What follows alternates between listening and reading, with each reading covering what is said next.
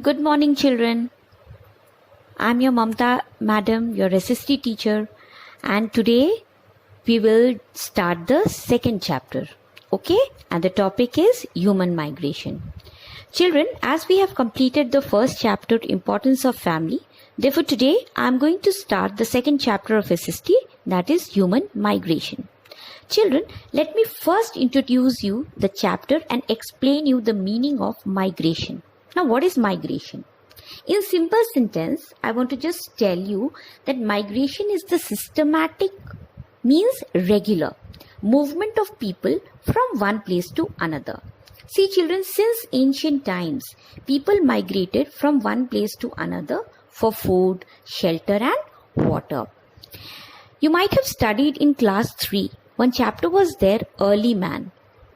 Okay, in that we had studied that how early man, they moved from one place to another in search of food, water and shelter. First they all were hunters, after that they became food gatherers, and lastly they became food producer. But when did they become food producer? They became food producer when they started living a settled life and when they started growing crops near the banks of river. Okay, now here I'll explain you again what is human migration. Okay, now human migration is a movement by people from one place to another, particularly different countries, with the intention of settling temporarily or permanently in the new location. It typically involves movements over long distances and from one country or region to another. Migration can be voluntary or involuntary. Therefore, children, there are two types of migration. One is voluntary migration and the other is forced migration. Now, let me explain you what is voluntary migration. Now, voluntary migration is based on one's free will and initiative. People move for a variety of reasons, for better jobs, education, etc. But what is forced migration?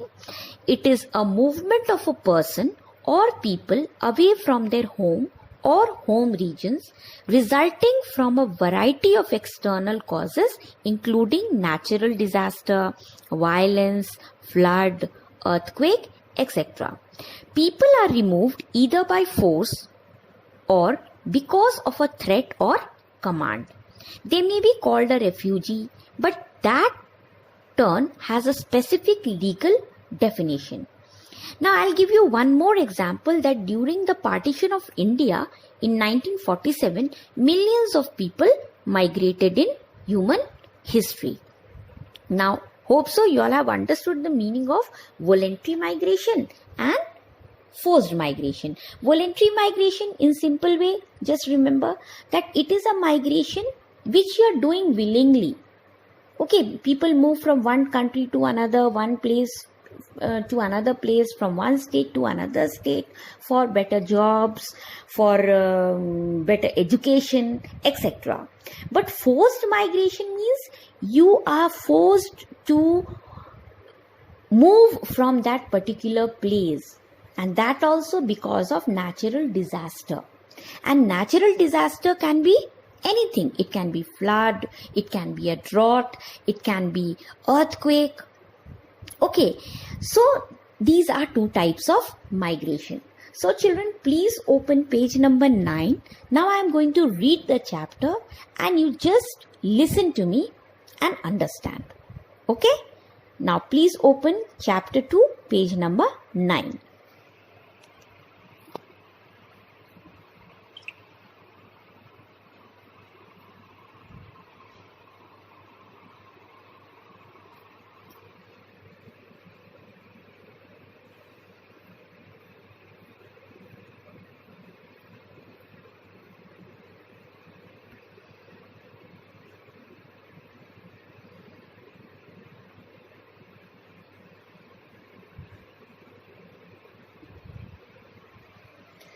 Now, human migration.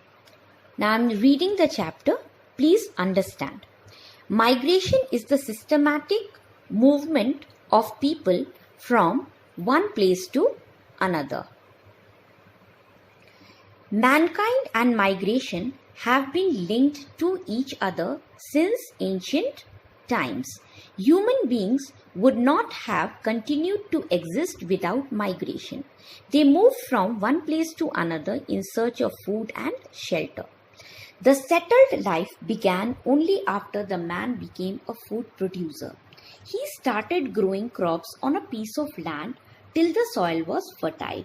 Then he would abandon it and move to a new piece of land. This type of practice of growing crops was known as shifting agriculture. Now, I had explained you the meaning of migration. Now, here is what is shifting agriculture. Okay, earlier they used to grow crops in a particular piece of land. Okay, and when the land was fertile, only till then they used to remain there. Okay, and after that again they used to cut the crops and move to some another place. That is called shifting migration. Okay, that is called shifting agriculture. Now, here it is, do you know? In reference to animals, migration implies their movement from one region or habitat to another to breed, grow, find food, or avoid hot or cold weather. Now come to page number 10, migration in olden times. In earlier times, the migration was carried out within a limited area as there was no means of transport. People had to walk or carry their goods. They were scared to travel to faraway places due to difficulties. Many myths and superstitions. This type of orthodox thinking underwent a great change with education, logical thinking, and contact with other countries. During the British period, Indians were encouraged to migrate, settle, or work with the colonies under the British control. Many Indians signed agreement to go to abroad for a fixed time. They had the choice to come back and permanently settle in foreign lands. Do you know, the Orthodox people believed that if you travel across a sea, you will lose your caste, as according to mythology, ocean is a resting place of gods and hence should not be disturbed. Now, migration in olden times. In olden times, the people, they did not move to very far off places. They did not migrate to far off places, but they migrated in a limited area. Okay, because there were no transport facility and they had to walk and carry the loads also, their goods also. So they didn't go far away. Okay, and again, I'm telling you here, there are two types of migration. One is voluntary migration and the other is forced migration. Earlier I had explained you that what is voluntary migration. Voluntary migration is that in which you leave the place by your will.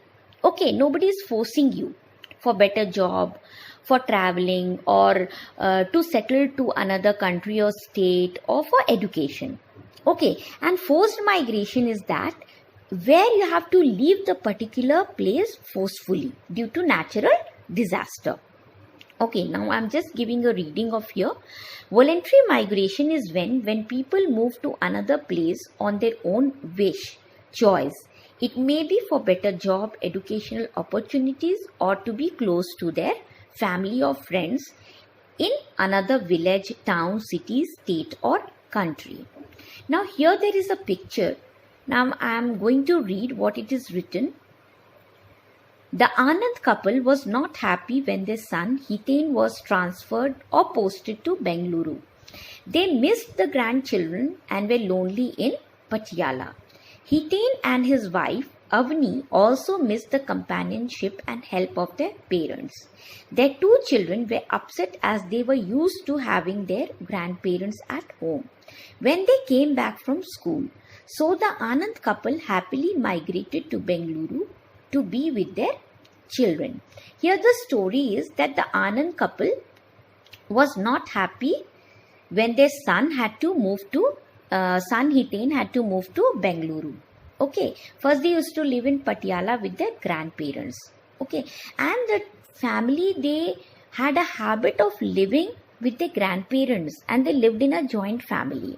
But when his son was transferred to Bengaluru, their family had to go and shift there. So the grandparents, they were not happy when they missed their grandchildren. Okay, now look at the picture. Shankar and his friends are going to Punjab. They work an extra labor during the sowing and harvesting season. This is known as seasonal employment. Seasonal employment means what? See in the picture, you can see some born laborers are there and they are going to earn money to Punjab for agriculture purpose. Okay, so Shankar and his friends are going to Punjab. They work an extra labor during the sowing and harvesting season. Okay, and this type of employment is known as seasonal employment.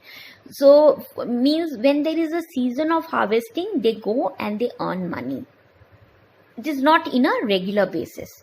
Okay, do you know the Gujars of Jammu and Kashmir and the Dhangars of Maharashtra are nomads.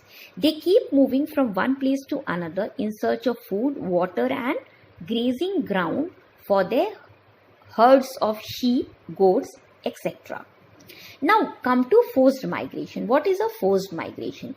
Forced migration is the movement of a person, family or large groups of people due to a natural disaster like flood, earthquake, tsunami, etc. Sometimes people are forced to migrate due to man-made disaster like fire, drought or terrorist activities. It results in the loss of homes and job for many people. Now, do you know, some people are forced to migrate due to demolition of illegal colonies. So here, there's a short story of Shyam. Shyam, a blacksmith of Chandusi in Uttar Pradesh, earned money by making tools for the farmers. His village was hit by a drought. The farmers lost their crops. There was no work for Shyam. He was forced to migrate to Lucknow to earn money to feed his family of 5 members. He carries loads, work in dhabas or on construction site. In September 2014, the Kashmir Valley was flooded. These floods were caused by heavy rain and overflowing of river Jhelum. It was mainly a man-made disaster. The mountains have become weak due to heavy construction. Thousands of people lost their homes, shops, business, etc. The Indian military and local authorities helped the victims. Thousands of people took shelter in relief camps, in mosques and gurudwaras. They were given food, medicine, clothes, etc. Okay, now here is the example of forced migration. In September 2014, Kashmir Valley was flooded. Okay, and the floods caused heavy rain and overflowing of river Jhelum. And in this case, what happened? The people, they had to leave the place forcefully. They had to leave the place forcefully, and this is the example of forced migration. So till I have explained you page number 9, 10 and 11. If you have not understood, in the next class again I will explain you and I will complete the chapter. In the next class we will be discussing on hardships faced by migrants, joy of migration and what is animal migration. Okay, till then, thank you.